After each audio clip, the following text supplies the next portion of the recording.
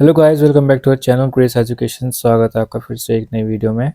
और बहुत दिनों के बाद अब फिर से वीडियो डाल रहे हैं। और ये जो वीडियो है ये है क्लास 10th के बच्चों के लिए, जो एनआर्स के अंदर क्लास 10th के अंदर अपने एडमिशन को लिए हैं या अपने एग्ज़ाम को लिखने वाले हैं 2026 के अंदर अप्रैल के मंथ में। सो ये वीडियो आपके लिए यूज़फुल हो सकती है, ताकि आप इस वीडियो में आइडिया ले सकते हैं किस प्रकार से आपका जो हिंदी का पेपर है वो किस प्रकार से बन के आएगा, और लास्ट ईयर का पेपर किस प्रकार से बन के आया था और क्या क्या बदलाव जो है आपके क्वेश्चन पेपर में हो चुके हैं। तो शुरू करते हैं इस वीडियो को। तो जैसा कि आप देख सकते हैं यहाँ पे आपके स्क्रीन पे आपका हिंदी का पेपर है जिसका कोड है 201। और जो आपका हिंदी का पेपर है उसमें जो क्वेश्चन पेपर पहले आते थे और जो क्वेश्चन पेपर अब आ रहे हैं उसमें बहुत सारे चेंजेस हो चुके हैं। पहले लिखने का बहुत ज़्यादा होता था, लेकिन अब जो है लिखने का बहुत कम कर दिया गया है। और अब जो है क्वेश्चन पेपर में बहुत आपके शॉर्ट आंसर या फिर आपको मल्टीपल चॉइस क्वेश्चन ऐसे करके आपका जो है पेपर जो है बनने लगा है। सो हम फटाफट शुरू करते हैं आज की वीडियो को। और यहाँ पे हम देख सकते हैं कि हमारे पास जैसे कि हमारे पास यहाँ पे दिया है, यहाँ पे जो आपके पास जो आपके क्वेश्चन पेपर है उसमें आपको कुछ बताया गया है कि जो आपके क्वेश्चंस हैं वो किस किस तरह से आपके पास बटे हुए हैं। तो यहाँ पे आप देखेंगे आपके पास दो खंड है, एक आ खंड है और दूसरा बा खंड है। और यहाँ पे दिया है कि जो आ खंड है उसमें आपके 27 क्वेश्चन है, और खंड बा में आपके पास 10 प्रश्न आपको दिए गए हैं। तो यहाँ पे आपको बताया भी गया है कि किस प्रकार से आपका जो क्वेश्चन पेपर है वो ब्रेक डाउन हो रखा है। और यहाँ पे अगर आप देखेंगे तो यहाँ पे बताया गया 1 से 5 तक के जो क्वेश्चन है वो पठित कविता यानी कि जो कविता आपने पढ़ी है उसमें से आपको दिए गए हैं। फिर यहाँ पे आगे दिया गया है कि जो आपका प्रश्न संख्या 6 है वो एक अपठित कविता पर आधारित होगा। फिर प्रश्न संख्या 7 से लेके 19 तक जो है आपके पास पठित गद्य है, जो मतलब आपने पढ़ा होगा वहाँ से आपके पास है। और प्रश्न संख्या 20 में आपके पास अपठित गद्यांश होगा। फिर प्रश्न संख्या 21 से लेके 27 तक आपके पास व्याकरण पर आपका क्वेश्चन पेपर आधारित होगा। इसी प्रकार आपका खंड बाबे में सेम उसी प्रकार से आपके पास क्वेश्चन बटे हुए हैं। सो यहाँ पे आप देख सकते हैं खंड आ यहाँ पे आपका शुरू हो चुका है। और खंड आ में आपके पास पहला क्वेश्चन यहाँ पे आपको आप देख सकते हैं कि आपको जो आपका एक फिल इन द ब्लैंक से वो दिया गया है, आज़ादी तन्हाई के लिए डैश है। तो यहाँ पे आप देख सकते हैं आपके पास अभी यहाँ पे सिर्फ एक एक मार्क्स के क्वेश्चन है। तो यहाँ पे आप क्वेश्चन पढ़ सकते हैं, आपकी स्क्रीन पे क्वेश्चन लिख कर आ रहे हैं, इसको आप देख सकते हैं किस प्रकार से। ये क्वेश्चन आप क्वेश्चन नंबर 2 में आपके पास देखिए मल्टीपल चॉइस क्वेश्चन दिया गया है, जिसमें से आपको सिर्फ एक जो सही विकल्प है उसमें आपको टिक मारना है। फिर जो तीसरा प्रश्न है उसमें आपको दिया गया निम्नलिखित प्रश्नों के रिक्त स्थान एक शब्द या वाक्यांश से भरिए और अपनी उत्तर पुस्तिका में लिखिए। तो यहाँ पे भी आपको सिर्फ एक शब्द में या एक वाक्य में आपको इसका अर्थ यहाँ पे जिसका आंसर है वो आपको यहाँ पे लिखना है। आपको आपके पास 3 प्रश्न दिए गए हैं, तो या तो आपको एक शब्द में लिखना है या फिर आपको एक वाक्य में इसका उत्तर लिखना है। चौथा क्वेश्चन यहाँ पे दिया गया निम्नलिखित प्रश्नों के रिक्त स्थान भरिए। यहाँ पे दोबारा से आपको रिक्त स्थान दिए गए हैं जो कि आपके 2-2 मार्क्स के हैं। तो ये भी आपका 2 मार्क्स है, क्योंकि यहाँ पे 2 रिक्त स्थान है तो इसलिए ये भी 2 मार्क्स का है और ये भी आपका 2 मार्क्स का है। तो आप यहाँ पे देख सकते हैं कि कौन कौन से चैप्टर में से आपके पास दिए गए हैं। तो यहाँ पे दिया गया है कि धन आवश्यकता के अनुसार ही अच्छा होता है, कबीर के अनुसार उससे अधिक होने पर डैश पालने की अपेक्षा दान देना डैश है। फिर यहाँ पे दिया गया चंद्रगहना से लौटती बेर कविता में कवि ने पोखर के पानी में चांद के डैश में गोल की कल्पना की है। तो यहाँ पे देख सकते हैं कि कौन कौन चैप्टर्स आपके पास लिए गए हैं। चंद्रा से लौटती बेर वाले चैप्टर है, कविता है, वहाँ से आपके पास क्वेश्चन आया हुआ है। फिर क्वेश्चन नंबर 5 यहाँ पे दिया है कि निम्नलिखित प्रश्नों के रिक्त स्थान एक शब्द या वाक्यांश। तो दोबारा से आपको एक शब्द यहाँ पे लिखना है या फिर एक वाक्यांश में आपको इसका उत्तर यहाँ पे लिखना है। ये भी आपके 2-2 मार्क्स के क्वेश्चन है। अब आता है आपका छठा क्वेश्चन, जिसमें आपको एक काव्यांश दिया गया है और ये काव्यांश आपकी बुक से ही होगा।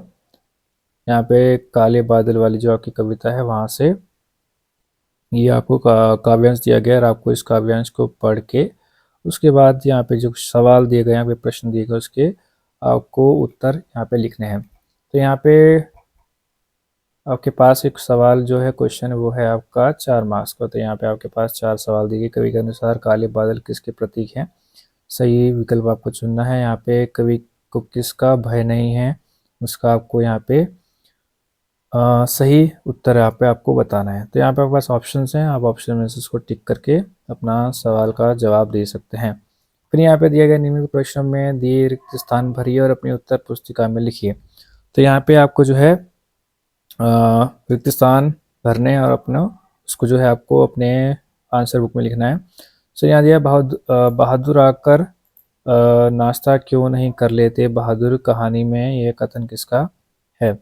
सो यहाँ पे आप देख सकते हैं कि यहाँ पे आपको पास इसके भी आपको 4 ऑप्शन दिए हैं। आपको सिर्फ एक सही ऑप्शन इसमें से आपको चूज़ करना है।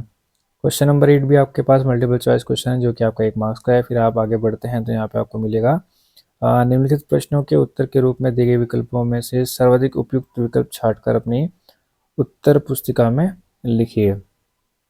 तो इसमें जो सबसे सही आपके पास ऑप्शन आपको लगता है वो आपको इसमें आपको लिखना है। ठीक है, फिर हम आगे बढ़ते हैं। आगे आपके पास दिया है कि अंधेर नगरी नाटक में टकेसर भाजी टकेसर खाजा में निहित व्यंग्यार्थ है। तो आपको क्या उसका मीनिंग है, क्या उसमें बताया गया है वो आपको बताना है, उसका अर्थ क्या है। ये भी आपका 1 मार्क्स का सवाल है। फिर सार लेखक को मूल भाव और उसके पुष्ट करने वाले संबंधित बिंदुओं की पहचान कर उनको क्या देना होता है।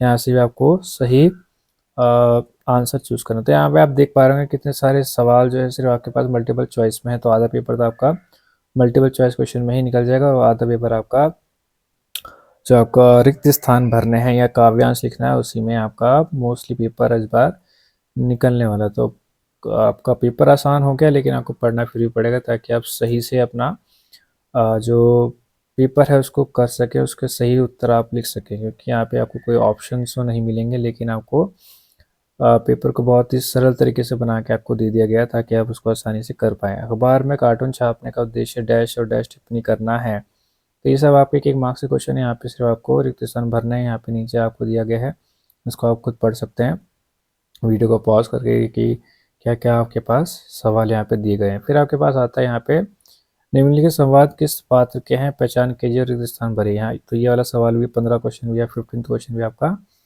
रिक्त स्थान ही है। यहाँ पे आपको रिक्त स्थान ही भरना है। 2 मार्क्स का ये आपका सवाल है। फिर 16 में दिए गए नीचे दिए गए कथनों को उत्तर पुस्तिका में लिखिए और बताइए कि वे सही है या गलत। तो आपको बताना है जो यहाँ पे कथन दिए गए हैं वो आपके सही हैं या वो आपके गलत हैं। फिर आता है आपके पास 17वां क्वेश्चन, निबंध में डैश होनी चाहिए, वाक्य छोटे तथा डैश होने चाहिए। तो यहाँ पे आपके पास दिया गया क्रम बनता प्रभावशाली, क्रम गंभीर, आपको इसमें से सही ऑप्शन आपको चूज करना है। फिर नीचे दिए गए पात्र और पात्रों के सही युग्म चुनिए और उनको अपनी उत्तर पुस्तिका में लिखिए।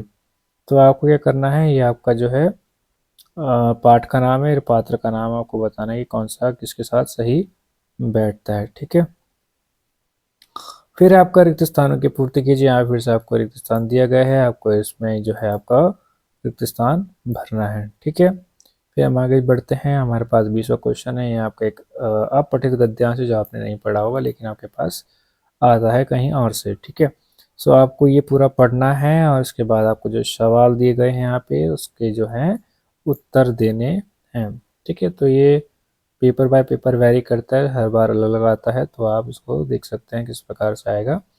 तो इस बार लिखने का कुछ नहीं है, बस आपको आपको जो है टिक मारना है और आपका काम ख़त्म। ठीक है, तो यहाँ पे इन सभी के सवाल के जवाब सब आपको इसमें मिल जाएंगे। इसमें ढूंढ के आपको सिर्फ टिक मारना है, लिखना कुछ भी नहीं है इस बार ज़्यादा। फिर है निम्नलिखित प्रश्नों के उत्तर के रूप में दिए गए विकल्पों में से उपयुक्त विकल्प छाड़कर अपनी उत्तर पुस्तिका में लिखिए।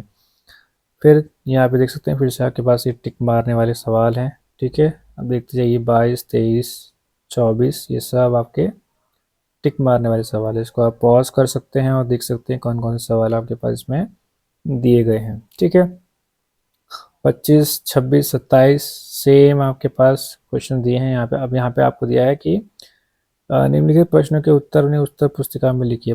परमेश्वर का संधि विच्छेद आपको लिखना है। उत्तर उत्तरोत्तर का संधि विच्छेद आपको लिखना है। फिर 26 में दिया गया प्रश्न के उत्तर में उत्तर पुस्तिका में लिखिए सफल शब्द में कौन सा उपसर्ग है, ये आपको बताना है। योग्यता शब्द में कौन सा उपसर्ग है वो आपको यहाँ लिखना है। फिर आता है उत्तर पुस्तिका में कमल सुर निडर गति में से तद्भव शब्द कौन सा है, तो ये आपके सब जो है व्याकरण में से ये आपका पोर्शन है, यानी कि 25, 24, 27 आपके व्याकरण वाले सवाल हैं। फिर आता है आपका खंड बा, जिसमें आपको थोड़ा लंबा लंबा लिखना है, यानी कि आपको आंसर थोड़े बड़े बड़े लिखने होंगे, ठीक है। तो यहाँ पे दिया है आपका काव्यांश में कवि कविता का नाम उल्लेख करते हुए काव्य सौंदर्य स्पष्ट कीजिए, ठीक है। तो यहाँ पे आपके पास दो ऑप्शंस हैं, इसमें आपको कवि और कविता का नाम लिखना है और उसके बाद आपको काव्य सौंदर्य स्पष्ट करना है। ये आपका 4 मार्क्स का सवाल है, ठीक है। फिर आता है 29वां क्वेश्चन, इसमें आपको अवतरण की सब प्रसंग व्याख्या करनी है। तो ये जो आपको दिया गया है, दो आपके पास दिए हैं और आपको दोनों में से किसी एक की जो है व्याख्या करनी है और वो आपका 3 मार्क्स का सवाल है। फिर चलते 30वां क्वेश्चन, इसमें दिया गया कि 3 प्रश्न के उत्तर देना है आपको 20 से 25 शब्दों में, ठीक है।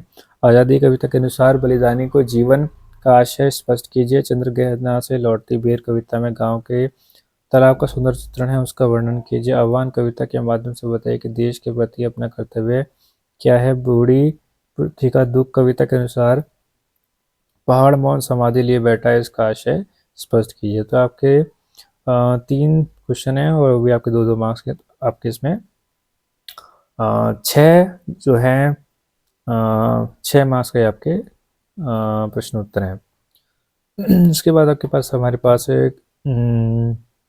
31वां क्वेश्चन, निम्न प्रश्नों में से किन्हीं 3 के उत्तर 20 से 25 शब्दों में दीजिए। तो यहाँ पे आपको जो है किशोर, जो आपके पास दिए गए प्रश्न है, इसमें 3 आपको करना है, यानी कि 4 सवाल 4 क्वेश्चन आंसर आपको दिए हैं, उसमें से आपको सिर्फ 3 करने हैं। तो इसमें दिया किशोर ने बहादुर को क्या काम सौंपे, नाखून क्यों बढ़ते हैं पाठ के अनुसार, इंडिपेंडेंस का अर्थ स्पष्ट कीजिए। शतरंज के खिलाड़ी कहानी में प्रजा की स्थिति का वर्णन किस प्रकार किया गया है। सुखी राजकुमार की मूर्ति हटवाने के क्या कारण थे। तो ये आपको इसमें से 3 क्वेश्चन आंसर लिखने हैं सिर्फ 20 से 25 शब्दों में। फिर इसके आपके पास है 32वां क्वेश्चन, यहाँ पे आपको क्या दिए हैं, प्रश्न उत्तर दिए हैं, ठीक है। उसके बाद आता है आपके पास 33वां क्वेश्चन। 33वें क्वेश्चन में दिया है आपके पास गद्यांश, गद्यांश को पढ़ना है और आपको उनके उत्तर दिखने हैं। तो यहाँ पे आपको थोड़ा लिखने वाला आपका पार्ट आ गया, जहाँ पे आपको थोड़ा लंबा लंबा थोड़ा सा लिखना होगा, ठीक है।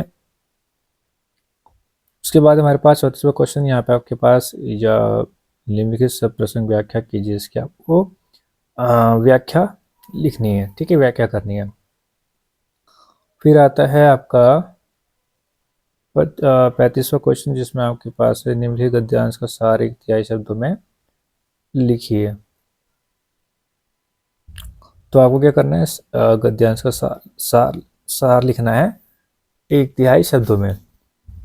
देव देव आलसी पुकारा उक्ति का अर्थ है कि आलसी व्यक्ति ही भाग्य की दुआई देता है।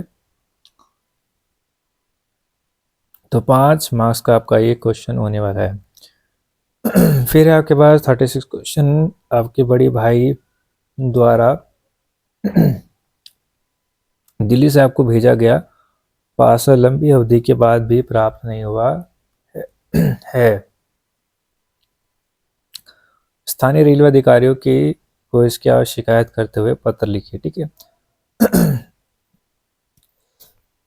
सॉरी। तो यहाँ पे दिया है कि आपको क्या करना है, एक पत्र लिखना है, जो ये पत्र जो आपका 5 मार्क्स का है, और नीचे भी आपके पास एक पत्र है, देखिए आप उसको पढ़ सकते हैं। फिर यहाँ पे दिया 37 क्वेश्चन, इसमें आपको क्या करना है, एक निबंध लिखना है 300 शब्दों में, और आपका निबंध है 7 मार्क्स का, ठीक है। यहाँ पे कौन कौन से टॉपिक हैं वो आपको यहाँ पे दिए गए हैं, ठीक है। यहाँ पे आपका जो है पेपर हो जाता है ख़त्म, ठीक है गाइस। सो ये हमारा पेपर है जो यहाँ पे ख़त्म हो चुका है। तो इस प्रकार से आपका हिंदी का जो है क्वेश्चन पेपर बन के आने वाला है। सो आई होप आपको ये वीडियो पसंद आया होगा। अगर आप चाहते हैं कि इस पेपर को मैं सॉल्व करके डालूं, तो ज़रूर वीडियो के नीचे आप कमेंट करें, सॉल्व करके लिख दें कि इस क्वेश्चन का सॉल्व जो इसके आंसर्स हैं वो मैं आपके लिए प्रोवाइड करा दूँ। तो वीडियो के नीचे आप कमेंट कर सकते हैं ताकि मैं इसको सॉल्व करके आपके लिए प्रोवाइड करा पाऊँ। बाकी आप हमारे चैनल को सब्सक्राइब करें और हमारे साथ बने रहें, और इस प्रकार वीडियोज़ आती रहेंगी लगातार आपकी हेल्प के लिए, ताकि आप सब अच्छे से तैयारी कर पाएँ और अच्छे मार्क्स स्कोर कर पाएँ। सब्सक्राइब करना ना भूलें। मिलते हैं फिर से एक नई वीडियो में।